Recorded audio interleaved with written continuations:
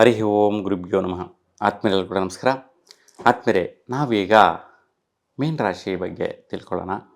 ನೋಡಿ, ಮೀನ ರಾಶಿಯವರಿಗೆ 2025 ಅಕ್ಟೋಬರ್ ತಿಂಗಳಲ್ಲಿ ಈ ತಿಂಗಳ ಪೂರ್ತಿ ಗ್ರಹಗಳ ಚಲನೆ ಬದಲಾವಣೆಯಿಂದ ಏನೆಲ್ಲ ಪ್ರತಿಫಲ ಸಿಗುವಂತಹದ್ದಿದೆ, ಯಾವ ಗ್ರಹ ಹೆಚ್ಚಿನ ಫಲ ಕೊಡುತ್ತೆ, ಯಾವ ಗ್ರಹ ತೊಂದರೆಗಳನ್ನು ಕೊಡುವಂಥ ಸ್ಥಿತಿ ಇದೆ, ಅವುಗಳ ಬಗ್ಗೆ ತಿಳ್ಕೊಳ್ಳೋಣ. ನೋಡಿ, ತಾವೆಲ್ಲ ಸಹ ನಮ್ಮ ಚಾನಲ್ ನೋಡ್ತಾ ಇದ್ದೀರಾ, ಬಹಳಷ್ಟು ವಿಡಿಯೋಗಳು ನೋಡಿ ನಿಮ್ಮದೇ ಆದಂತಹ ಒಂದು ಅಭಿಪ್ರಾಯಗಳನ್ನ ತಿಳಿಸ್ತಾ ಇದ್ದೀರಾ. ಸೊ ನಿಮ್ಗೆ ಇಷ್ಟವಾದಲ್ಲಿ ಲೈಕ್ ಮಾಡಿ, ನಿಮ್ಮ ಹಿತೈಷಿಗಳಿಗೆ ಶೇರ್ ಮಾಡಿ ಮತ್ತು ಸಬ್ಸ್ಕ್ರೈಬ್ ಮಾಡಿ ಅಂತ ಪ್ರಾರ್ಥನೆ ಮಾಡ್ತಾ, ನಿಮಗೆಲ್ರಿಗೂ ಕೂಡ ನಿಮ್ಮ ಒಂದು ಸ್ವಯಂ ಪ್ರೇರಣೆ ಏನಾದರೂ ಸಮಸ್ಯೆಗಳು, ನಿಮ್ಮದೇ ಆದಂತಹ ಒಂದು ಅನಿಸಿಕೆ ಅಭಿಪ್ರಾಯಗಳಿದ್ದಲ್ಲಿ ಸ್ಕ್ರೀನ್ ಮೇಲೆ ಕಾಣಿಸ್ತಾ ಇರೋ ನಂಬರ್ಗೆ ಕರೆ ಮಾಡೋ ಮುಖಾಂತರ ಅಥವಾ ವಾಟ್ಸಪ್ ಮಾಡೋ ಮುಖಾಂತರ ನಿಮ್ಮ ಅಭಿಪ್ರಾಯಗಳನ್ನ ತಿಳಿಸ್ಬೋದು. ನಿಮ್ಮ date of birth, time, place ಇವೆಲ್ಲ ಕಳಿಸೋದ್ರಿಂದ ನಿಮ್ಮ ಒಂದು ಸ್ವಂತ ಸಮಸ್ಯೆಗಳ ಬಗ್ಗೆ, ಅಂದರೆ ಏನೇ ಆಗಲಿ ಇಂಡಿವಿಜುವಲ್ ಆಗಿ ಜಾತಕ ರೀತ್ಯ ಪ್ರಾಬ್ಲಮ್ಸ್ ಇರ್ತಕ್ಕಂಥ ವಿಚಾರ ಕೂಡ ತಿಳ್ಕೊಬೋದಾಗಿರುತ್ತೆ. ನೋಡಿ, ಮೀನ ರಾಶಿಯವರಿಗೆ ಈ ಅಕ್ಟೋಬರ್ ತಿಂಗಳಲ್ಲಿ ಯಾವ ರೀತಿ ಫಲ ಸಿಗುತ್ತೆ ಅಂತ ನೋಡಿದ್ರೆ, ಸೂರ್ಯನ ಒಂದು ಸಂಚಾರದಿಂದ ನೋಡಿ, ಸೂರ್ಯ ಬಂದು 17ನೇ ತಾರೀಕಿಗೆ ಕನ್ಯಾ ರಾಶಿಯಿಂದ ತುಲಾ ರಾಶಿಗೆ ಪ್ರವೇಶ ಮಾಡ್ತಾನೆ. 17ರವರೆಗೂ ಕನ್ಯಾ ರಾಶಿಯಲ್ಲಿ ಇರುವಂತಹ ಸೂರ್ಯನಿಂದ ವಿಶೇಷವಾಗಿ ನಿಮ್ಮ ಸ್ನೇಹಿತರಿಂದ, ಮಿತ್ರರಿಂದ, ಹಿತೈಷಿಗಳಿಂದ ಮತ್ತು ದಾಂಪತ್ಯ ಜೀವನದಲ್ಲಿ ನಿಮ್ಮದೇ ಆದಂತಹ ಒಂದು ಪ್ರೇರಣೆ, ಅಭಿವೃದ್ಧಿ, ಒಂದು ಒಳ್ಳೆಯ ರೀತಿಯ ಕ್ರಿಯೇಟಿವಿಟಿ, ಏನೋ ಒಂದು ಹೊಸದಾಗಿ ನೂತನವಾಗಿ ಪ್ರಾರಂಭಿಸುವಂತಹ ಒಂದು ಆ್ಯಕ್ಟಿವ್ ವರ್ಕ್ಸು ಮೂವ್ ಆಗುತ್ತೆ. ಒಳ್ಳೆಯ ರೀತಿಯ ಅನುಕೂಲಗಳಿರುತ್ತೆ. 17ರ ನಂತರ ಸೂರ್ಯ ತುಲಾ ರಾಶಿಗೆ ಹೊರಡ್ತಾನೆ. ಹಾಗೆ ತುಲಾ ರಾಶಿಯಲ್ಲಿರೋದ್ರಿಂದ ಸ್ವಲ್ಪ ಆರೋಗ್ಯದ ಕಡೆ ಗಮನ ಹರಿಸ್ಬೇಕು 17ರ ಮೇಲೆ. ಸೊ ಭಾಳಷ್ಟು ರಕ್ತ ಸಂಬಂಧಿ ಸಮಸ್ಯೆಗಳಾಗಿರ್ಬೋದು, ENT ರಿಲೇಟೆಡ್ ಸಮಸ್ಯೆಗಳು, ಡೈಜೆಷನ್ ರಿಲೇಟೆಡ್ ಸಮಸ್ಯೆಗಳು ಮತ್ತು ಶೀತ ಬಾಧೆ, ಅಲರ್ಜಿ ಇವೆಲ್ಲ ಕೂಡ ಬರುವಂಥ ಸಾಧ್ಯತೆಗಳಿರುತ್ತೆ. ಜಾಗೃತರಾಗಿ ಆ ಸಮಯದಲ್ಲಿ ತುಂಬ ಹೆಲ್ತ್ಗೆ ಗಮನ ಕೊಡುವಂತಹದ್ದು. ಹಾಗಾಗಿ 17ರ ನಂತರ ಸೂರ್ಯ ನಮಸ್ಕಾರ ಬೆಳಗಿನ ಜಾವ ಎದ್ದು ಮಾಡಿದ್ರೆ ಈ ಒಂದು ವೈಪರೀತ್ಯಗಳ ನಿವಾರಣೆ ಆಗುತ್ತೆ. ಇನ್ನು ಮುಖ್ಯವಾಗಿ ಕುಜಗ್ರಹ ಬದಲಾವಣೆ. ನೋಡಿ, ಕುಜಗ್ರಹ ಬಂದು 27ನೇ ತಾರೀಕಿಗೆ ವೃಶ್ಚಿಕ ರಾಶಿಗೆ ಅಂದರೆ ಸ್ವಸ್ಥಾನಕ್ಕೆ ಹೊರಡ್ತಾನೆ. ಹಾಗಾಗಿ ಸ್ವಂತ ಸ್ಥಾನಕ್ಕೆ ಹೋಗುವಂತಹ ಕುಜನು 27ರವರೆಗೂ ಕೂಡ ತುಲಾ ರಾಶಿಯಲ್ಲಿ ಸಂಚಾರ ಮಾಡ್ತಾ ಇರ್ತಾನೆ. ಈಗಾಗಲೇ ಹೇಳಿದಾನೆ, ಸ್ವಲ್ಪ ಆರೋಗ್ಯದ ಕಡೆ ಸ್ವಲ್ಪ ಖರ್ಚುಗಳು ಬರುವಂತಹದ್ದು.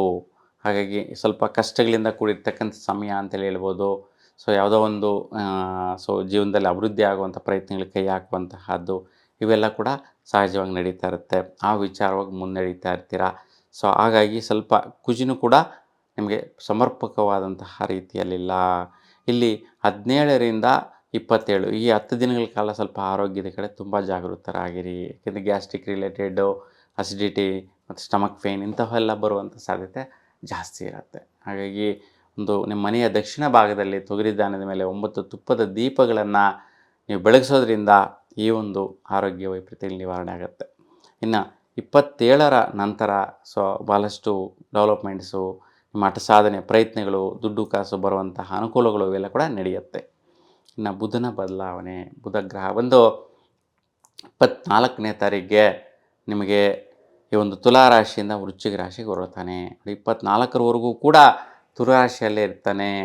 ಇಲ್ಲಿ 17ನೇ ತಾರೀಕಿಂದ 24ನೇ ತಾರೀಕುವರೆಗೂ ಬುಧ ಮತ್ತು ಈ ಸೂರ್ಯ ಐತಿ ಆಗ್ತಾರೆ. ಅದಕ್ಕೋಸ್ಕರ ಸ್ವಲ್ಪ ಭೂಮಿ ವ್ಯವಹಾರಗಳು, ಬಿಸ್ನೆಸ್ ವ್ಯವಹಾರಗಳು, ಮನೆ ಕಡೆ ಏನಾದರೂ ಡೆವಲಪ್ಮೆಂಟ್ ಮಾಡುವಂಗಿದ್ರೆ ಈ ಒಂದು ಡೇಟ್ಗಳಲ್ಲಿ ಮಾಡಬಾರ್ದು. 17ರಿಂದ 27, ಈ 24 ಈ ಒಂದು ಡೇಟ್ಗಳಲ್ಲಿ ಸ್ವಲ್ಪ ಜಾಗೃತರಾಗಿರಿ 7 ದಿನಗಳ ಕಾಲ. ಯಾಕೆಂದರೆ ಸೂರ್ಯ ಮತ್ತು ಬುಧ ಗ್ರಹ 2 ಗ್ರಹಗಳು ಯತಿ ಆಗ್ತಾ ಇದ್ದಾರೆ. ಇಲ್ಲಿ ಸೂರ್ಯ ನೀಚ ಸ್ಥಾನ ಸಂಚಾರದಲ್ಲಿರ್ತಾನೆ. ಬುಧ ಬಂದು ನಪುಂಸಕ ಗ್ರಹ, ಅದಕ್ಕೆ ನೀಚ ಸಮಯದಲ್ಲಿ ಅಂದರೆ ನೀಚ ಗ್ರಹಗಳ ಜೊತೆ ನೀಚ ಫಲ ಕೊಡ್ತಾನೆ, ಶ್ರೇಷ್ಠ ಗ್ರಹಗಳ ಜೊತೆ ಶ್ರೇಷ್ಠ ಫಲ ಕೊಡ್ತಾನೆ ಬುಧ. ಹಾಗಾಗಿ ಈ ಒಂದು 7 ದಿನಗಳ ಕಾಲ ತುಂಬ ಜಾಗೃತರಾಗಿರಿ. ಸೊ ಯಾವುದೇ ರೀತಿಯ ಒಂದು ಪ್ರಯತ್ನಗಳು ಅಂದರೆ ಮನೆ ಕಡೆ ಆಗಿರ್ಬೋದು, ಸೊ ಭೂಮಿ ವ್ಯವಹಾರ ವಿಚಾರ ಆಗಿರ್ಬೋದು, ಬಿಸ್ನೆಸ್ ಆಗಿರ್ಬೋದು, ಬೆಳೆಗಳು ಬೆಳೆಯುವಂಥ ವಿಚಾರ ಆಗಿರ್ಬೋದು, ಇವೆಲ್ಲ ಕೂಡ ಮಾಡದಿರೇ ಇರೋದು ಉತ್ತಮ. ಇನ್ನು ಗುರುಗ್ರಹ ಬದಲಾವಣೆ. ನೋಡಿ, ಅದ್ಭುತ ಕಾದಿರ್ತಕ್ಕಂತಹದ್ದು ಈ ಗುರುವಿಂದ. ನೋಡಿ, ನಿಮ್ಮ ರಾಶಾಧಿಪತಿ ಗುರು ಈ ಒಂದು ತಿಂಗಳಲ್ಲಿ ಭಾಳಷ್ಟು ಬದಲಾವಣೆ ಕೊಡ್ತಾ ಇರ್ತಾನೆ. ಮಿಥುನ ರಾಶಿಯಲ್ಲಿ 18ರವರೆಗೆ ಇದ್ದು 18ರ ನಂತರ ಬಂದು ಕಟಕ ರಾಶಿಗೆ ಪ್ರವೇಶ ಮಾಡ್ತಾನೆ. ಹಾಗಾಗಿ ವಿಶೇಷವಾಗಿ ವೃತ್ತಿಯಲ್ಲಿ ನಿಮಗೆ ಪ್ರಮೋಷನ್ ಸಿಗುವಂತಹದ್ದು, ಹಿಂದಿನ ಜನ್ಮದಲ್ಲಿ ನೀವು ಕೇಳಿರ್ತಕ್ಕಂತಹ ಪೂರ್ವ ಪುಣ್ಯ ಫಲಗಳನ್ನು ನೀವು ವೃತ್ತಿಯಲ್ಲಿ, ಕೆಲಸ ಕಾರ್ಯದಲ್ಲಿ ಪಡಿತೀರಾ. ನೀವು ಇಂಡಿವಿಜುವಲ್ ಆಗಿ ಕೂಡ ನಿಮ್ಮನ್ನು ಗುರುತಿಸುವಂತಹದ್ದು, ಸೊಸೈಟಿಯಲ್ಲಿ ನೇಮ್ ಆ್ಯಂಡ್ ಫೇಮ್ ಬರುವಂತಹದ್ದು, ಒಳ್ಳೆಯ ಸ್ಥಾನಕ್ಕೆ ಬೆಳೆಯುವಂತಹದ್ದು, ಹೆಸರುವಾಸಿ ಆಗುವಂತಹದ್ದು ಇವೆಲ್ಲ ಕೂಡ ನಡೆಯುತ್ತೆ. ಮತ್ತು ಯಾರೆಲ್ಲ ಮೀನ ರಾಶಿಯವರ ಮಕ್ಕಳ ವಿಚಾರದಲ್ಲಿ ಶ್ರೇಷ್ಠವಾದ ಫಲಗಳನ್ನ 18ರ ನಂತರ ಪಡಿತೀರಾ. ಮತ್ತು 18ರ ನಂತರ ಯಾರೆಲ್ಲ ವಿದೇಶ ಪ್ರಯಾಣಗಳಿಗೆ ಹೋಗಿ ವಿದ್ಯಾಭ್ಯಾಸಕ್ಕೆ ಅಂತ ಹೊರಡ್ತಾರೆ, ಅವ್ರ ಜೀವನದಲ್ಲಿ ಉತ್ತುಂಗ ಸ್ಥಾನಕ್ಕೆ ಬೆಳೆಯುವಂತಹ ಯೋಗ ಪ್ರಾಪ್ತಿಗಳು ಈ ಸಮಯದಲ್ಲಿ ಸಿಕ್ಬಿಡುತ್ತೆ. ವಿಶೇಷವಾಗಿ ಲಾಭಾದಾಯಗಳು ಹೆಚ್ಚಾಗಿ ಬರುತ್ತೆ. ದೊಡ್ಡ ಮೊತ್ತದ ಆದಾಯಗಳನ್ನು ಪಡೆಯುವಂತಹ ಸ್ಥಿತಿ ನೀವು 18ರ ನಂತರ ಹೊರಡುವಂತಹ ಒಂದು ವಿದ್ಯಾರ್ಥಿಗಳಿಗೆ ಅಬ್ರಾಡ್ಗೆಲ್ಲ ಹೋಗಿ ವಿದ್ಯಾಭ್ಯಾಸ ಮಾಡೋಂಥವ್ರಿಗೆ ಸಿಗುತ್ತೆ. ಮತ್ತು 18ರ ನಂತರ ಯಾರೆಲ್ಲ ಈ ಒಂದು ಮೀನ ರಾಶಿಯಲ್ಲಿ ಇರ್ತಕ್ಕಂಥವ್ರು ಗರ್ಭಿಣಿ ಸ್ತ್ರೀಯರಿದ್ದೀರಾ, ಅಂತಹ ಅವ್ರಿಗೇನಾದರೂ ಹಾಸ್ಪಿಟ್ಲಲ್ಲಿ ನಿಮಗೆ ಡೇಟ್ಗಳು ಕೊಟ್ಟಿದ್ದರೆ 18ರ ನಂತರದ ದಿನಗಳಲ್ಲಿ ತುಂಬ ಒಳ್ಳೆಯದು. ಆ ಸಮಯದಲ್ಲಿ ಮಕ್ಕಳಾಗುವಂತಹವ್ರಿಗೆ ಶ್ರೇಷ್ಠ ಮಕ್ಕಳು ಜನಿಸ್ತಾರೆ. ಸೊಸೈಟಿಯಲ್ಲಿ ಒಳ್ಳೆಯ ಸ್ಥಾನಕ್ಕೆ ಬೆಳೆಯುವಂತಹ ಅವರು, ಒಳ್ಳೆಯ ಘನತೆ ಗೌರವ ಸಾಧಿಸುವಂತಹವರು, ಉನ್ನತ ಉದ್ಯೋಗ ಪಡೆಯುವಂತಹ ಒಂದು ಮಕ್ಕಳು ಜನಿಸುವಂತಹ ಯೋಗ ಮೀನರಾಶಿಯವರಿಗೆ 18ರ ನಂತರ ಬರುತ್ತೆ. ಹಾಗೆ ಈ ರೀತಿಯ ಡೇಟ್ಗಳನ್ನ ನೀವು ಜೀವನದಲ್ಲಿ ಬಳಸ್ಕೋಬೇಕು. ಯಾಕೆಂತಂದರೆ ಆ ರಾಶಿಯವರು ಆ ಒಂದು ವಿಚಾರ ತಿಳ್ಕೊಂಡಾಗ ಆ ಒಂದು ಡೇಟ್ಗಳಲ್ಲಿ ಬದಲಾಗುವಂತಹ ಸ್ಥಿತಿಗಳನ್ನ ಕೂಡ ನೀವು ಅನುಸರಿಸ್ಕೊಂಡು ಹೋಗ್ಬೋದಾಗಿರುತ್ತೆ. ಸುಫಲನ ಪಡಿಬೋದಾಗಿರುತ್ತೆ.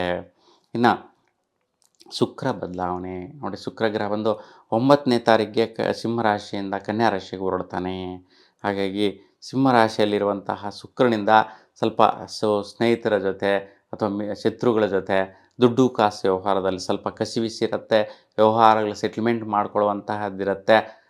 ಹಾಗಾಗಿ ಶತ್ರುಗಳ ಒಂದು ವಿಚಾರದಲ್ಲಿ ಅಥವಾ ಮಿತ್ರರ ವಿಚಾರದಲ್ಲಿ ವೈರಾಗ್ಯದಿಂದ ಕೆಲವೊಂದು ಒಂದು ದುಡ್ಡು ಕಾಸು ಕೊಟ್ಟು ಸೆಟ್ಲ್ಮೆಂಟ್ ಮಾಡ್ಕೊಂಡು ಕೈ ತೊಳ್ಕೊಳ್ಳುವಂತಹ ಸ್ಥಿತಿಗಳು ನಡೆದು ಬಿಡುತ್ತೆ 9ರವರೆಗೂ. ಆ ನಂತರ ಶುಕ್ರ ಬಂದು ಕನ್ಯಾ ರಾಶಿಗೆ ಹೊರಡ್ತಾನೆ. ಹಾಗಾಗಿ 9ರ ನಂತರ ಸ್ವಲ್ಪ ದಾಂಪತ್ಯದಲ್ಲಿ ಸುಖ ಸೌಖ್ಯಗಳು ಹೆಚ್ಚಾಗಿರೋದಿಲ್ಲ.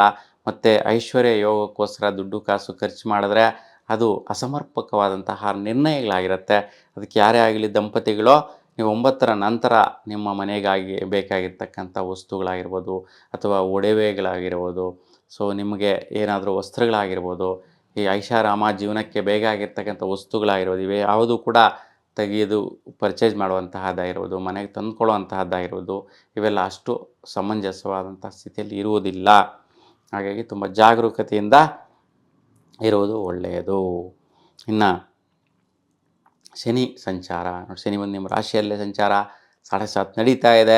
ಆಲ್ರೆಡಿ ನಿಮಗೆ 3 ವರ್ಷಗಳಿಂದ 7.5 ಇರ್ತಕ್ಕಂಥದ್ದು ಒತ್ತಡ, ಪ್ರೆಷರು, ಸಮಸ್ಯೆಗಳು, ಟೆನ್ಷನ್ಗಳಿಂದ ಕೂಡಿರ್ತಕ್ಕಂತಹದ್ದು. ಆದರೆ ಈಗ ಪ್ರಸ್ತುತ ವಕ್ರಸ್ಥಿತಿಯಲ್ಲಿ ಸಂಚಾರ ಪೂರ್ವಭದ್ರ ಮತ್ತು ಉತ್ತರಾಭದ್ರ ನಕ್ಷತ್ರಗಳಲ್ಲಿ. ಹಾಗಾಗಿ ಸ್ವಲ್ಪ ವೈಯಕ್ತಿಕ ನಿರ್ಣಯಗಳು ಅರ್ಧಂಬರ್ಧ ಇರುತ್ತೆ, ಅರ್ಧ ಕೆಲಸಗಳಾಗ್ತಾ ಇರುತ್ತೆ, ಬೇಗ ಮುಗಿತಾ ಇರಲ್ಲ, ಡಿಲೇ ಆಗ್ತಾ ಇರುತ್ತೆ, ಲೇಟ್ ಆಗ್ತಾ ಇರುತ್ತೆ. ಸ್ವಲ್ಪ ಆದಾಯಗಳು ಅಷ್ಟೇ, ಖರ್ಚುಗಳು ಅಷ್ಟೇ.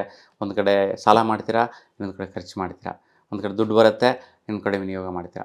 ಈ ರೀತಿ ಆಗುವಂತಹದ್ದು. ಹಾಗಾಗಿ ಒಂದು ಕಡೆ ಅಂದರೆ ಹೋಲ್ ಮಾಡೋದು, ಇನ್ನೊಂದು ಕಡೆ ಮುಚ್ಚೋದು, ಹೋಲ್ಗಳ ಮುಚ್ಚೋದು, ಈ ರೀತಿ ಸಮಾನ ಸ್ಥಿತಿಯಲ್ಲಿರುತ್ತೆ. ಹಾಗಾಗಿ ಶನಿಯ ಒಂದು ಪ್ರಭಾವ ಆವರೇಜ್ ಆಗಿರುತ್ತೆ. ಅದಕ್ಕೆ ಆಂಜನೇಯ ಸ್ವಾಮಿ ದರ್ಶನ ಮಾಡಿ ಸುಫಲನ ನೋಡ್ಬೋದು. ಇನ್ನು ರಾಹುಕೇತುಗಳ ಬಗ್ಗೆ ನೋಡೋಣ. ಹಾಗಾಗಿ ಸ್ವಲ್ಪ ಸ್ನೇಹಿತರೆಲ್ಲ ಶತ್ರುಗಳಾಗುವಂತಹದ್ದು, ಮತ್ತು ವೈಷಮ್ಯಗಳು ಬರುವಂಥದ್ದು, ಅವರಿಂದ ಸ್ವಲ್ಪ ಖರ್ಚು ವೆಚ್ಚಗಳಾಗುವಂಥದ್ದು, ನಂಬಿಕಸ್ಥರಿಂದ ಸ್ವಲ್ಪ ಖರ್ಚುಗಳು, ಸಂಬಂಧಿಕರಿಂದ ಸ್ವಲ್ಪ ಖರ್ಚುಗಳು, ಸ್ವಲ್ಪ ಓಡಾಟಗಳಿಂದ ಖರ್ಚುಗಳು, ಇವೆಲ್ಲ ಕೂಡ ಬರುವಂತಹದ್ದಿರುತ್ತೆ. ಅಂದರೆ ಅನವಶ್ಯಕವಾದಂತಹ ಫಂಕ್ಷನ್ಸು, ಕಾರ್ಯಕ್ರಮಗಳು ಇವೆಲ್ಲವೂ ಕೂಡ ನಿಮಗೆ ಖರ್ಚುಗಳು ಮಾಡೋದಕ್ಕೋಸ್ಕರನೇ ಕಣ್ಣಿಗೆ ಬರುತ್ತೆ, ಕಾಣಿಸುವಂತಹದ್ದು. ಆ ಒಂದು ವಿಚಾರಗಳ ಫಂಕ್ಷನ್ಗೆ ಕರೆಯುವಂತಹದ್ದಿರುತ್ತೆ.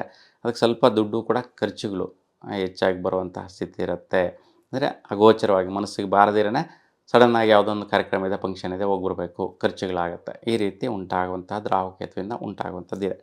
ಹಾಗಾಗಿ ಒಟ್ಟಾರೆಯಾಗಿ 60ರಷ್ಟು ಬಲ ಶುಭವಾದಂಥ ಫಲ, 40ರಷ್ಟು ಒಂಚೂರು ವೈಬ್ರೇಷನ್ಸ್ ಇದೆ. ಸ್ವಲ್ಪ ಆರೋಗ್ಯದ ಕಡೆ ಗಮನ ಕೊಡಿ. ಸ್ವಲ್ಪ ಆರೋಗ್ಯದಿಂದ ಸ್ವಲ್ಪ ಒಂದು ವೈಪರೀತ್ಯಗಳು ಕಾಣಿಸ್ತಾ ಇರ್ತಕ್ಕಂತಹದ್ದು.